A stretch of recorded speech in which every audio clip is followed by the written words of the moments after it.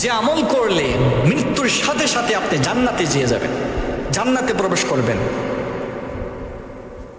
যে আমল করলে মৃত্যুর সাথে সাথে আপনি জান্নাতে প্রবেশ করবেন। সুবহানাল্লাহ। জানেন, এই আমলটি করলে সব সময় আমলটি করার চেষ্টা করবেন। একটি মাত্র আমল আজকে আপনাদেরকে বলে দেব, যে আমলটি করলে সাথে সাথে আপনি মৃত্যুবরণ করার সাথে সাথে আল্লাহ রাব্বুল আলামিন জান্নাতে প্রবেশ করে দিবেন। রাসূল আকরাম সাল্লাল্লাহু আলাইহি ওয়াসাল্লাম বলেন, ওই ব্যক্তি জান্নাতে প্রবেশ করার মাত্র একটি বাধা রয়েছে, সেই বাধা অতিক্রম করলে সেই জান্নাতে প্রবেশ করবে। রাসূলুল্লাহ বলেন, ওই ব্যক্তি খালি বাধাটা হলো মৃত্যু।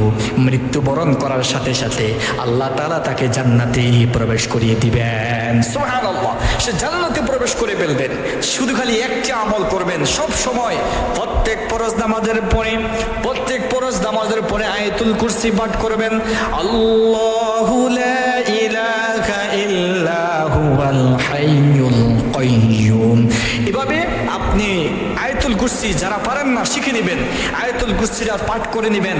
আল্লাহ রাসূল সাল্লাল্লাহু আলাইহি ওয়াসাল্লাম বলেন, যে ব্যক্তি প্রত্যেক ফরজ নামাজের পরে আয়াতুল কুরসি পাঠ করে আল্লাহ তাআলা তাকে জান্নাতে নিয়ে যাবে, অবশ্যই জান্নাতে প্রবেশ করাবে। শুধু খালি জান্নাতে যাওয়ার বাধা হলো একটা, মৃত্যুবরণ করবে, সে জান্নাতে চলে যাবে। সুবহানাল্লাহ।